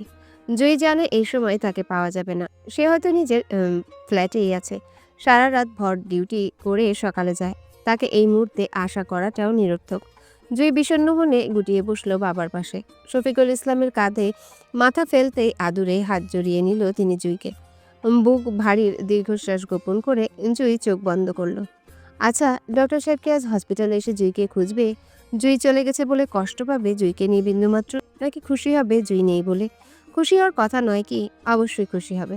হসপিটালে এসে অপদস্থ ভাবে আর জুইয়ের সামনে পড়তে হবে না বলেই ভীষণ খুশি হবে ডক্টর সাহেব। আজ হয়তো জুই চিরতরে চলে যাচ্ছে এই ঢাকা শহর ছেড়ে। জীবনে কখনো কোনো পরিস্থিতিতে হয়তো আর দেখা নাও হতে পারে আয়নের সাথে জুইয়ের। না হওয়াটাই স্বাভাবিক, কারণ তার পরিবার এবার মায়াকেও দ্রুত নিজের কাছে নিয়ে যাবেন বলে ইতিমধ্যে সিদ্ধান্ত নিয়েছেন। মায়ার 18 বছর হওয়ার অপেক্ষা করবে না। সেখানে জুয়ের পুনরায় ঢাকায় আসাটা বিলাসিতা মনে করা। আরিফের সাথে ফিহা সম্পর্কের বিষয়টিও শফিকুল ইসলাম ছাড়া বাকি সবাই জেনে গেছে। এই নিয়ে রেহানা বেগমেও ভীষণ অসন্তুষ্ট। তাই আয়নের সাথে ডিভোর্সের ব্যাপারটা আপাতত মায়াকে দিয়ে চুপিসারে সারতে হবে জুইকে, নয়তো শুভর সাথে ডিভোর্সের বিষয়টি শেয়ার করতে হবে হেল্প চাওয়ার জন্যে, এবং শুভকে দিয়ে আয়নদের থেকে ডিভোর্সের কাগজটি আনা নেওয়া করতে হবে ঢাকা থেকে ব্রাহ্মণবাড়িয়াতে। সবকিছু পূর্বে থেকেই ঠিক করা ছিল জুইয়ের মাথায়। তারপরেও কেন একটা গুমট অস্থিরতা কাজ করছে জুইয়ের মনের মধ্যে আয়নকে নিয়ে। সেটা আজ থেকে নয়, বিগত 4 মাস ধরে এমনটা হচ্ছে তার। কারণটা জুইয়ের জানা নেই বলতে। জুই আপাতত ইচ্ছাকৃতভাবে জানতে চায় না এই কারণটা। কি দরকার এমন অসভ্য ডাক্তারকে নিয়ে কারণ খোঁজা জুইয়ের? যা তার না, সেই জিনিসটার প্রতি জুইয়ের কখনোই লোভ হয় না, তাই আজও করবে না। তাছাড়া জুইয়েরও আয়নের প্রতি কোনো রকম আপেক্ষিক বা আশা নেই। সে মুক্ত। জুয়ের আয়নকে চায় না, মোটেও চায় না। তার বাবার খানবাড়ির সাথে সম্পর্ক পছন্দ না, তার মানে জুয়েরও পছন্দ না। তাই সবার মঙ্গল আপাতত জুয়ের নীরবে ডিভোর্সটা হয়ে যাওয়াতে। আরিফ, শুভ আর শাহিনের কাছ থেকে বিদায় নিয়ে শফিকুল ইসলামের রিপোর্টগুলো একবার চেক করলো। গাড়ির সামনে আসতেই দেখলো মায়া হিচকি তুলে কাঁদছে রাস্তার অপর পাশে দাঁড়িয়ে বাবা মায়ের হাত ধরে। মায়ের থেকে কিছুটা দূরে হেনা খান আর আরাফ খান দাঁড়িয়ে আছে। তাদের পাশেই ড্রাইভার গাড়ি নিয়ে দাঁড়িয়ে আছে। আরিফ দীর্ঘ নিঃশ্বাস ফেলল। না চাইতেও আদুরে ছোট বোনটাকে রেখে যেতে হচ্ছে এই বিষাক্ত ঢাকা শহরের তল্লাটে। এই ঢাকা শহরের মানুষগুলো তাদের জীবনে বিষাক্ত ঝড় ছাড়া ভালো কিছুই বয়ে আনেনি। জীবনে পাওয়া না পাওয়ার বড় একটা অধ্যায় থেকে গেল এই ঢাকা শহরের তল্লাটে। নিজের বোনটাকেও কবে মুক্ত করে নিতে পারবে কে জানে। আরিফ ফিহা কথা মনে করে পুনরায় বুক ভারী দীর্ঘ নিঃশ্বাস ফেলে সামনের দিকে এগিয়ে যায়। মায়া কাছে যেতে যেতে তখনই ঘটে গেল এক অপ্রত্যাশিত দুর্ঘটনা। কোথা থেকে একটা ছেলে নাকি লোক ঠিক বোঝার উপায় নেই, গায়ের জ্যাকেট মুড়িয়ে, মুখে কাপড় পরিহিত, চোখে কালো বড় ফ্রেমে চশমা পরা, হঠাৎ করে কোথা থেকে ছেলেটি দৌড়ে এসে মায়াকে জোর হাতে ধাক্কা দিয়ে ফেলে দিল যানজট রাস্তায়। এবং সেই গতিপথে হাওয়ার গতিতে আবারও দৌড়ে চলে যেতে লাগলো সামনের দিকে ছেলেটি। আকস্মিক ঘটনায় তখনও কেউ কিছু বুঝতে পারল না আসলে কি হলো। মায়া উল্টে রাস্তার ট্রাকের নিচে পড়তে নিলে হতভম্বে আরিফ দৌড়ে এসে মায়াকে বাঁচায়। তৎক্ষণাৎ মায়াকে টেনে রাস্তা থেকে তুলে নিজের বুকে চেপে ধরে চিৎকার করে সে অপরিচিত ছেলেটিকে। শুভ শাহিন দ্রুত দৌড় লাগায় অপরিচিত ছেলেটাকে ধরতে, কিন্তু ততক্ষণে ছেলেটি কারের ভেতর উঠতে উঠতে আরিফকে শাসালো আঙ্গুল নাড়িয়ে এবং নিমিষেই গাড়িটি শাসা করে চোখের অদৃশ্য পটে চলে গেল ধরাছোঁয়ার বাহিরে। উপস্থিত সদস্যদের বিষয়টি বোধগম্য হতে উত্তেজিত ভঙ্গিতেই দৌড়ে আসে সবাই মায়া আর আরিফের কাছে। হেনা খান আরিফ থেকে টেনে মায়াকে নিজের বুকে জড়িয়ে ধরেই কেঁদে উঠল ভয়। সঠিক সময় আরিফ না থাকলে হয়তো এই মুহূর্তে মায়ার লাশ হয়ে যেত রাস্তায়। হেনা খানের কান্নার বেগ বাড়তেই আতঙ্কিত মুখ খুলল আরাফ খান। ছেলেটির আচরণের মনে হলো ছেলেটি মায়াকে ইচ্ছাকৃতভাবে মারতে চেয়েছিল, কিন্তু কেন? আরিফ শরীর এখনো কাঁপছে কিছুক্ষণ আগের কথাগুলো চিন্তা করে। আজ সে সঠিক সময় না আসলে কি হতো মায়ের সাথে, কথাটা ভেবে আতঙ্কে উঠছে বারবার বুকের ভেতর। আরাফ খানের কথায় পাশ থেকে সাই জানালো শাহিন। দৌড়ে এগিয়ে এসে বলল, জি দাদা ভাই, অনেকটা তাই মনে হলো আমাদের। ছেলেটা হাতে ধারালো অস্ত্র দেখছি আমরা, সম্ভবত গোন্ডা টাইপের কিছু হবে। তৎক্ষণাৎ সম্মতি বলল শুভ। জি, আমারও তাই মনে হচ্ছে। গাড়ির ভিতর আর অনেকগুলো মুখোশধারী ছেলেদের দেখলাম, বসে আছে অস্ত্র হাতে। সম্ভবত কোনো গ্যাং লোক হবে তারা। কিন্তু তারা মায়াকে মারতে চাইবে কেন? গা শিউরে উঠে তীব্র ভয়ে সবার। হেনা খান কিছু বলবেন তার আগে মায়াকে বুকে টেনে নিল রেহানা বেগম। জুইও মায়ের পাশাপাশি গাড়ি থেকে বের হয়েছে মায়াকে দেখতে। রেহানা বেগম মায়াকে বুকে জড়িয়ে নিঃশব্দে কেঁদে উঠল হারানোর ভয়ে। অত্যন্ত আদরের ছোট মেয়েটা ওনার। স্বামীর মন রক্ষার্থে মেয়েটার সাথে তিনি শক্ত হয়ে থাকেন, যাতে মেয়েটা খানবাড়িতে থাকতে সুবিধা হয়, কষ্ট না পায় পরিবারের জন্য। কিন্তু তাই বলে ওনার এত ছোট অবুঝ মেয়েটাকে মারতে চাইবে কেউ? যার দিন দুনিয়ার খবর থাকে না, সেই অবুঝ মেয়ের শত্রুতা কার সাথে হতে পারে, যার জন্য একবারের জন্য মারতে চায়? তিনি মা হয়ে নিজের মেয়ের মৃত্যুটা কিভাবে সহ্য করবেন? ভাবতেই তো গা শিউরে উঠছে বুক ফাটা চিৎকারে। তিনি আরও শক্ত হাতে মায়াকে জড়িয়ে ধরলেন। তবে শফিকুল ইসলাম গাড়ি থেকে তখনও বের হলেন না। তিনি সবটাই দেখেছেন এবং সবটাই শুনেছেন। তারপরেও সবার সামনে নিজের দুর্বলতাটা প্রকাশ করলেন না, বরং শক্ত থাকলেন। চাপা আর্তনাদে বুক চেপে বসে রইলেন গাড়ির ভেতর, কপালে হাত থেকে। একটা বাবা কতটা অসহায় হলে নিজের ভালোবাসা প্রকাশ করতে পারে না সন্তানের প্রতি, বরং শক্ত থাকার অভিনয় করতে হয় প্রতিনিয়ত। নিজের অবুঝ সন্তানকে নিশ্চিত মৃত্যুর মুখে রেখেও চুপ থাকতে বাধ্য হওয়াটাই একজন ব্যর্থ বাবার পরিচয়। তিনি ব্যর্থ বাবা হিসেবে আবারও একবার পরিচিত হলো সন্তানদের কাছে। গাড়ি সিটের মধ্যে ব্যর্থতায় শরীরটা টেনে এলিয়ে দিলেন শফিকুল ইসলাম। চোখে হাত বাঁধা অবস্থায় নীরবে চোখে জল গড়িয়ে পড়ল পাশ বেয়ে। শফিকুল ইসলাম বুঝতে পারছেন এই মুহূর্তে মায়ের উপর জেনে বুঝে অ্যাটাক করা হয়েছিল ওনার মেয়েকে মারার জন্য। তাও নিশ্চিত সেটা খানবাড়ির পূর্বশত্রুদের কেউ হবে, যারা মায়াকে মেরে নিজেদের প্রতিশোধ নিতে চাচ্ছে খানবাড়ির থেকে। কিন্তু তারা তো আর জানে না মায়া আর খানবাড়ির কেউ না, মাত্র সাময়িক সময়ের মেহমান ওনার মেয়ে খানবাড়ির। তিনি অশ্রুসিক্ত চোখে দীর্ঘ নিঃশ্বাস ফেলেন। এবার যা করা দ্রুত করতে হবে সবকিছু। নিজের মেয়েকে দ্রুত নিজের কাছে না নিয়ে গেলেই নয়। যে কোনো সময় ওনার মেয়ের প্রাণটা হারাতে হবে খান পরিবারের শত্রুতার তল্লাটে। এবার আর না, তিনি এবার সবকিছুর ব্যবস্থা করে নিজের মেয়েকে নিজের কাছে নিয়ে যাবেন খুব শীঘ্রই, ইনশাল্লাহ। রাত হতে হতে হৃদের কানে গেল মায়ার অ্যাক্সিডেন্টের কথা। তখন সবেমাত্র হৃদ ডিনারে বসেছিল। রাত প্রায় 12টার উপর বাজে। সারাদিন মায়ের সাথে দেখা বা কথা অবধি হয়নি তার। যাও সকালে একটু দেখা হতো, সেটাও মায়া লজ্জা পেয়ে সামনে আসেনি আর। হৃদ নিজের ব্যস্ততায় বেশ রাত করে বাসায় ফিরে সবেমাত্র ডিনারে বসেছিল। তখনই চিন্তিত ভঙ্গিতে হেনা খান জানায় মায়ের রোড অ্যাক্সিডেন্টের কথাগুলো। হৃদের প্লেটের চালানো ছোট ছুরি ও চামচ দুটোই বন্ধ হয়ে যায় হেনা খানের কথাটা কর্ণকুহর হতে। হাত দুটো স্থির হয়ে থমকে থাকলেও তখনও মুখের ভাবভঙ্গি ছিল স্বাভাবিক, বরং শান্ত হয়ে প্রশ্ন করে বলে, বডিগার্ড ছাড়া বাসার বাইরে যেতে নিষেধ করেছিলাম কিনা আমি? শুনলে না কেন আমার কথা? হৃদের শান্ত স্বরে কথায় কেঁপে ওঠে হেনা খান ও আরাফ খান। হেনা খান মুহূর্তেই ভয়ার্ত দৃষ্টিতে বিলায় আরাফ খানের দিকে। আরাফ খান বিষয়টি বুঝতে পেরে চোখের ইশারায় আশ্বস্ত করল নিজের স্ত্রীকে। হৃদের দিকে তাকিয়ে যান্ত্রিক কণ্ঠে বলল, হৃদ আসলে বিষয়টি এমনভাবে ঘটবে বুঝতে পারিনি আমরা কেউই। তাছাড়া হসপিটাল থেকে খানবাড়ির 20 মিনিটের রাস্তা ছিল বলে আর গায়ে লাগিয়ে বডিগার্ড নিতে চাইনি আমরা। এর মাঝেই এমনটা হবে বুঝতে পারিনি। আরাফ খানের বাকি কথাগুলো শেষ করার আগেই তীব্র শব্দে হৃদের প্লেটে জায়গা পেল ফ্লোরে। প্লেট চামচ ছুরি ঝনঝন শব্দ করে ভাঙল ফ্লোরে। শান্ত শীতল পরিবেশটা হঠাৎ থমথমে হয়ে গেল হৃদের আচরণে। দ্রুততার সঙ্গে চেয়ার ছেড়ে উঠে দাঁড়ালো আরাফ খান ও হেনা খান। হৃদ যে হঠাৎ করে এতটা রিয়েক্ট করবে বুঝতে পারেনি তারা কেউই। তাছাড়া ওনারা দেখেছে হৃদ কিভাবে সব পরিস্থিতিতে শান্ত মস্তিষ্কে সবকিছু হ্যান্ডেল করে এসেছে সেটা। তবে আজ হৃদ যে এইভাবে রিয়েক্ট করবে ভাবেনি সেটা। দুজনাই চুপ হয়ে থাকলে হৃদের রাগের কারণে। নীরবতা ভেঙে হৃদ শক্ত গলায় বলে ওঠে, ফর দ্য লাস্ট দাদা দাদি, এরপরও যদি তোমাদের আমার অবাধ্য হয়ে বডিগার্ড ছাড়া চলাফেরা করতে হয়, সেই দিনই থাকবে আমার বাংলাদেশের শেষ দিন। সবকিছু ছেড়ে ছুড়ে দেশান্তর হব আমি। তবে এবার একা যাব না, আমার বউকে আমার সাথে করে নিয়ে দেশান্তর হব চিরতরে। এরপর তোমাদের যত খুশি আমার অবাধ্য হয়ে বডিগার্ড ছাড়া চলাফেরা করো, আমার দেখার বিষয় হবে না সেটা। এবার তোমরা চুজ করো তোমরা কি করবে। তো যেটাই করো না কেন, আমার কোনো কিছুতে যা আসবে না। হৃদের পাষণ্ড কথায় কেঁদে ওঠে হেনা খান। তিনি অত্যন্ত কাতর গলায় বলে, তুই এতটা পাষণ্ড কেন হৃদ? সামান্য একটু ভুলের জন্য তুই আমাদের সাথে এতটা বাজে ব্যবহার করছিস? আমাদের ছেড়ে চলে যাওয়ার কথাটা কতটা সহজে বললি। একবারও ভাবলি না আমাদের তুই ছাড়া কে আছে? তোর জন্যই তো আমরা এত ঝড়ঝাপটা এখনো বেঁচে আছি। তোমাদের সবাই আছে দাদি, আমারই কেউ নেই। তোমার 2 মেয়ে আছে, জামাতা, নাতি নাতর, বাপের বাড়ির সবাই আছে। তুমি একা নাও। আর যেটা তোমাদের কাছে সামান্য ভুল মনে হচ্ছে, সেটা আমার কাছে মোটেও সামান্য ভুল মনে হচ্ছে না। কারণ তোমাদের একটু সামান্য ভুলের জন্য আজ আমি আবারও সবকিছু হারিয়ে এতিম হতে পারতাম দাদি। তোমরা 3 জনে আমার জীবনের সর্বোচ্চ দুর্বল পার্ট। যেটা তোমাদের এই সামান্য ভুলের জন্য আমি তোমাদের আজ হারাতে পারতাম। শুধু যে আমার বউয়ের জন্য হামলাটা হয়েছিল, সেটা কিন্তু ভুলেও না, তোমাদের 3 জনের জন্যই হয়েছিল। ভাগ্যবশত তোমাদের আশেপাশে থাকা মানুষ থাকায় তোমরা আজ সশরীরে বাসায় ফিরে এসছো। নয়তো কি হতো সেটা অজানা নয় তোমাদের।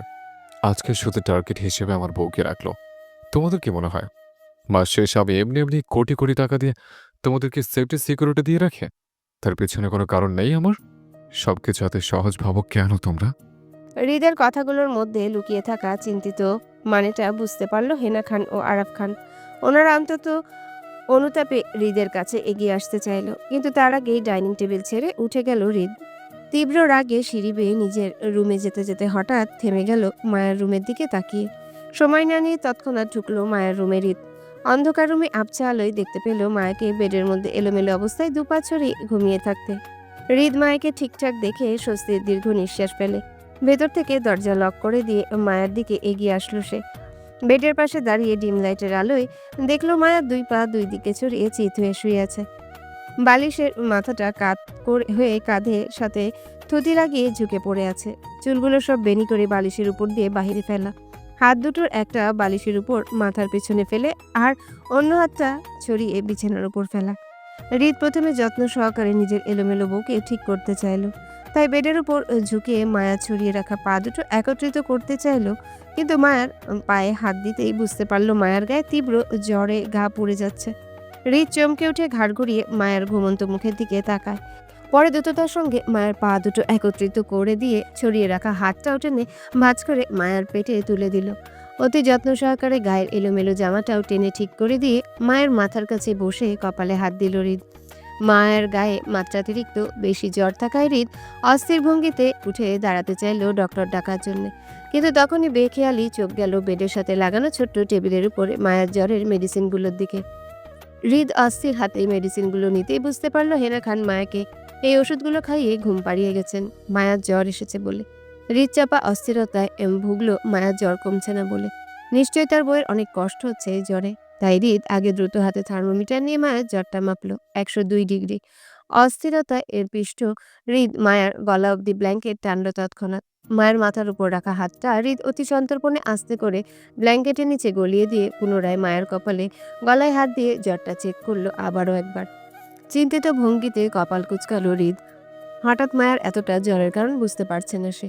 তাই হৃদ দম ধরে কয়েক সেকেন্ড মন্ত হয়ে বসে থাকতে হঠাৎই পুনরায় মায়ের গায়ের ব্ল্যাঙ্কেটটি উড়িয়ে ফেলে পাশে চাপা উত্তেজনায়।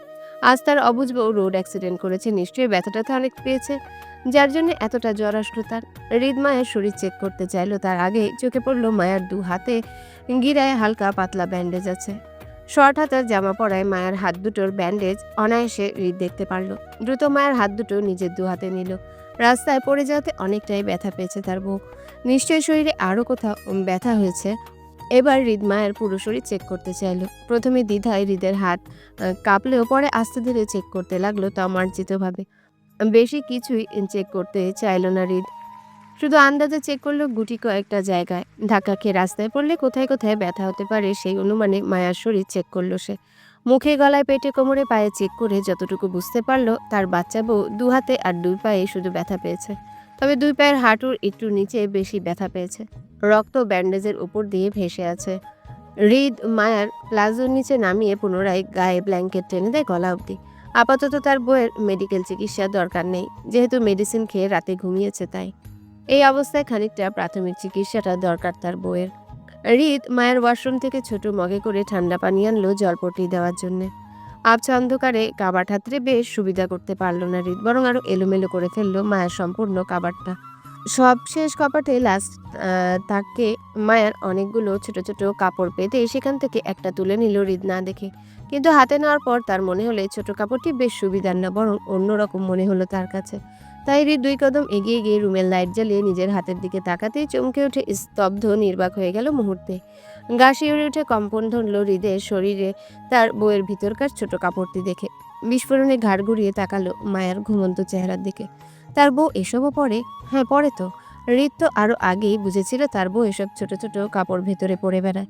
কই, তখন তো তার এত নার্ভাস লাগেনি তার। তাহলে এখন লাগছে কেন? বইয়ের ছোট কাপড় সরাসরি হাতে নিয়েছে বলে। হৃদ অস্বস্তির ভারী নিঃশ্বাস ফেলে নিজেকে সংযম করতে চাইল।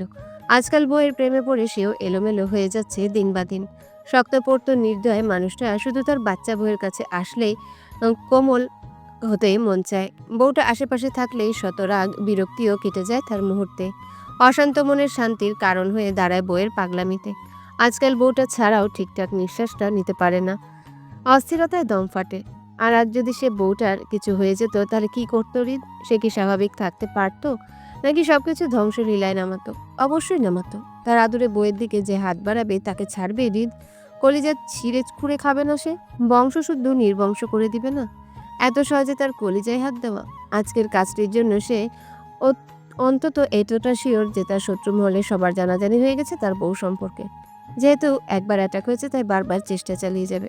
কারণ হৃদকে কিছু করতে না পারলেও টার্গেট হিসেবে বন্দুকের আগায় রাখবে তার বউকে। হৃদের দুর্বলতা হিসাব করে তার বউকে ব্যবহার করে, যেটা হৃদ অন্তত হতে দিবে না। কার কত বড় কলিজা হয়েছে সেটা কালই দেখে নেবে হৃদ। আপাতত তার বাচ্চা বউয়ের সেবা দরকার। হৃদ বুক ফুলিয়ে শ্বাস ছেড়ে নিজেকে সংযম করে পুনরায় কাবাটের দিকে এগিয়ে গেল। হাতের কাপড়টা জায়গায় রাখতে গিয়ে আস্তে করে ফিতা বন্ধনীটি উল্টিয়ে সাইজটা দেখে নিল একবার, ঠোঁট কামড়িয়ে দুষ্টু হেসে। পরে অনেক খুঁজে খুঁজে হৃদে সেই সাদা রুমালটা পেল যেটা হৃদ মায়াকে বিয়ে করার দিন মাস্ক হিসেবে মুখে বেঁধেছিল। হৃদ যত্ন সহকারে মায়ের মাথায় দীর্ঘ 1.5 ঘন্টা জলপট্টি করলো আর বারবার হাত দিয়ে চেক করলো মায়ের জ্বর কমেছে কিনা। তখন রাত প্রায় 2টোর ঘরে। হৃদ আরও কিছুক্ষণ জলপট্টি করার পর দেখলো মায়ের জ্বর নেমে এসেছে, প্রায় নেই। হৃদ পানির মুখটা ওয়াশরুমে রেখে আস্তে আস্তে দেখলো মায়া নড়ে চড়ে ছটফট করে কিছু গোঙাচ্ছে। হৃদ কপাল কুঁচকে মায়ের মাথার পাশে বসে আবারও জ্বরটা চেক করলো, না জ্বর তো নেই। তাহলে ছটফট করছে কেন তার বউ? হৃদ কিছু একটা ভেবে খাটের সাথে হেলান দিয়ে বসে পিঠের নিচের বালিশ দিল। আস্তে ধীরে মায়াকে টেনে নিজের বুকে নিল। আলতো করে মায়াকে এক হাতে জড়িয়ে ধরে গলার ওড়নাটা খুলে পাশে রাখলো। মায়া তখনও অস্পষ্ট স্বরে কিছু আওড়াচ্ছিল বলে হৃদ নিজে সতর্ক কানটা ধরল মায়ের মুখের সামনে এবং বুঝতে পারলো মায়া জ্বরের উত্তাপে পড়ে পানি খেতে যাচ্ছে। হৃদ এক হাতে মায়াকে বুকে জড়িয়ে নিয়ে অন্য হাতে টেবিলের উপর থেকে গ্লাসটা নিয়ে পানি খাওয়ালো। মায়া চুমুক দিয়ে সম্পূর্ণ পানির গ্লাস শেষ করতে হৃদ মিহি সুরে মায়াকে বলল, আরো পানি খাবে? মায়া জ্বরের তাপে নিজের অজান্তে মাথা নাড়িয়ে অসম্মতি জানিয়ে বলে, না। হৃদ মায়ের মাথায় আদুরে হাত বুলিয়ে দিতে মায়া দুর্বল হাতে হৃদের পেটের পাশে টি শার্ট আঁকড়ে ধরে পুনরায় জ্বরের তাপে বলে, আপনি সত্যি এসেছেন মিস্টার ভিলেন? হুম, সত্যি? সত্যি। তাহলে আমাকে জড়িয়ে ধরুন। এই যে ধরে রেখেছি তোমায়।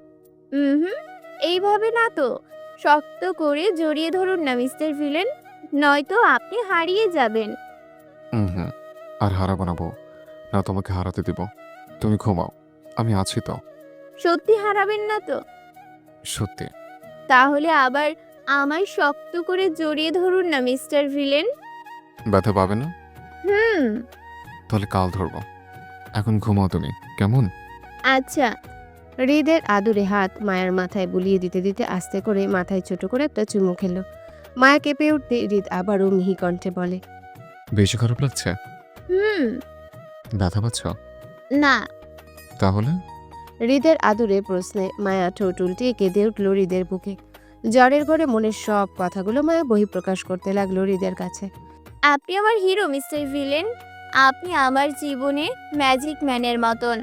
আপনি আমার জীবনে আসায় আমার সব কিছু ম্যাজিকের মতো হয়ে যায়। এবারও আমার জন্য আরও একটা ম্যাজিক করে দিন না মিস্টার ভিলেন। আমার আরিফ ভাইয়া ও ফিহা আপু কষ্ট পাচ্ছে। তারা 3 বছর ধরে একে অপরকে ভালোবাসে, কিন্তু আয়ান ভাইয়ার আম্মু মেনে নিচ্ছে না আরিফ ভাইয়াকে। আমরা গরিব বলে আমাদের টাকা নেই, তাই আমরা ভালোবাসা পাওয়ার যোগ্য না। আপনিই বলুন, গরিব ঘরের মেয়ে তো আমিও।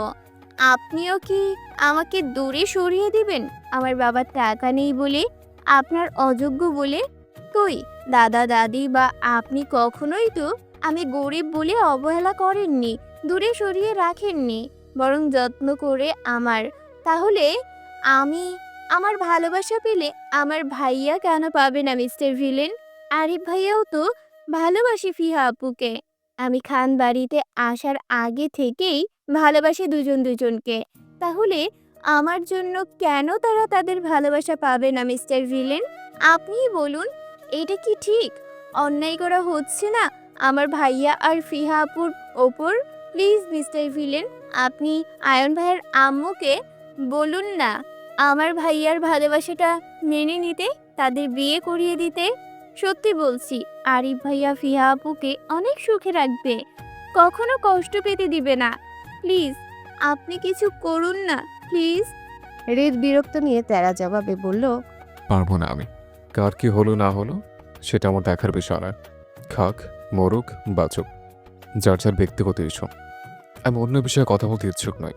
বউ ছাড়া আমি বাকি কাউকে চিনি না, আর না চিনতে চাই। তাছাড়া তোমার ভাইয়ের সামনে একটা মেয়ে মানুষকে সামাল দিতে পারে না, তার বিয়ে না করাই উচিত। কুমার থাকুক সারা জীবন। ব্লাডি ফেলো পিপল।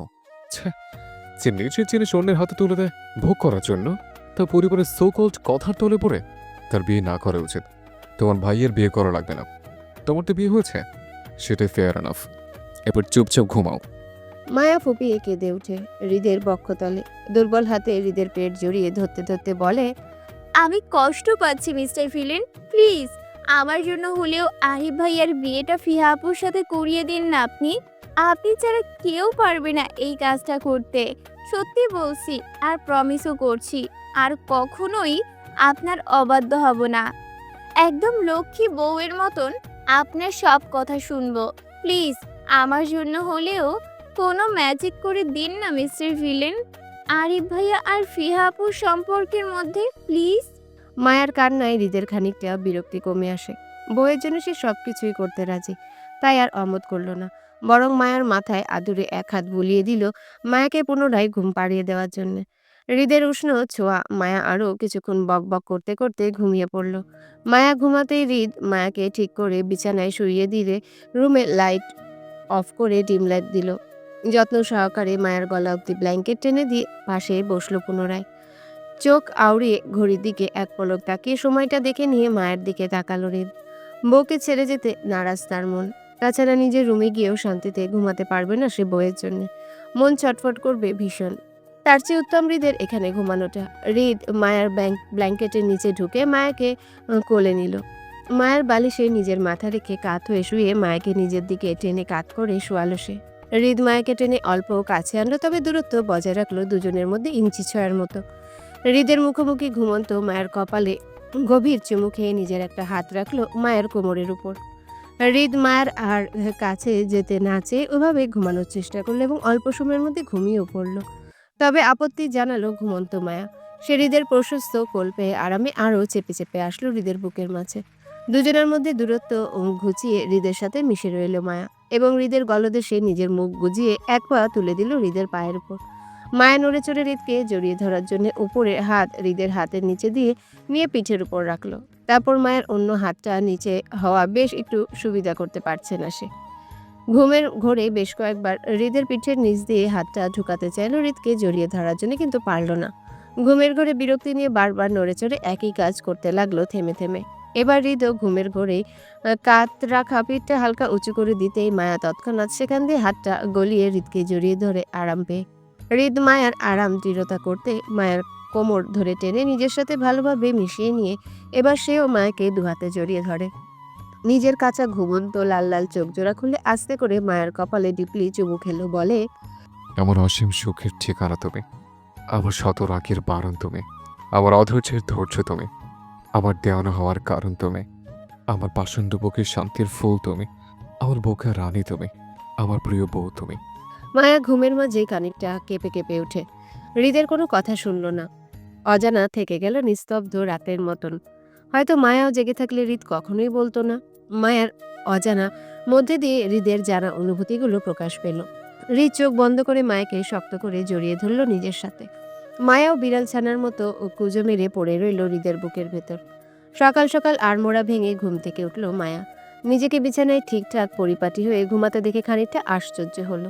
সে আজ নিয়ে 2 দিন নিজেকে এত গোছালোভাবে বিছানায় পেল। একদিন হৃদের রুমে আর আজকে।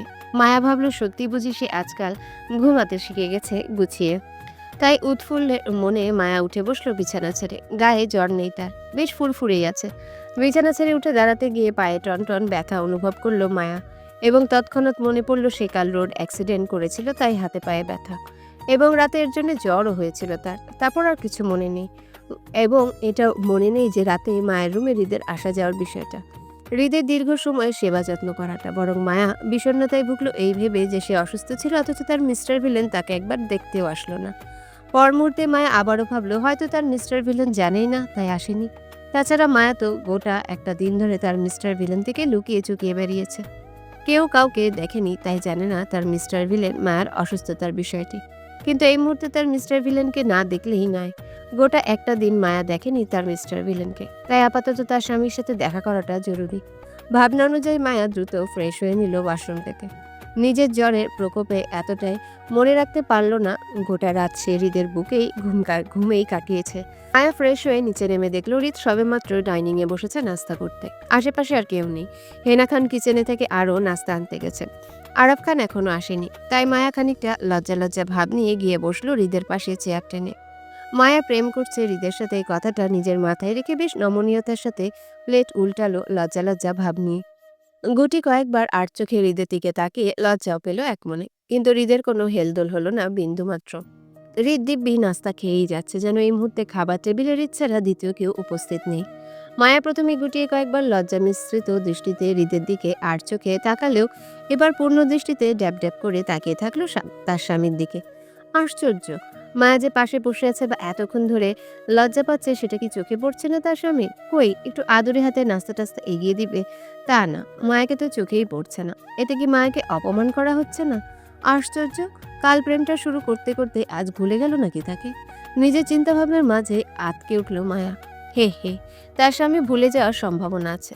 কি সাংঘাতিক, স্বামী তার প্রেমটা শুরু করেই ভুলে গেল, অথচ সে দায়িত্ববান বউ হয়ে এখনো অবধি মনে রাখলো শুরু হওয়া প্রেমটাকে। মায়া হৃদকে এবার খানিকটা চেক করতে চাইল, তাই ইচ্ছাকৃতভাবেই শব্দ করে প্লেটে নাস্তা নিচ্ছে আর ঠাসঠুস শব্দ করছে হৃদের দৃষ্টি আকর্ষণের জন্য। কিন্তু হৃদ বরাবরই নিরাশ করলো মায়াকে, বিন্দুমাত্র মাথা উঠিয়ে দেখলো না মায়াকে। হতাশ মায়ার এবার পূর্ণ ধৈর্য ভেঙে অধৈর্য হয়ে উঠল। নিজের চেয়ার টেনে হৃদের আরও পাশ ঘেঁষে বসলো।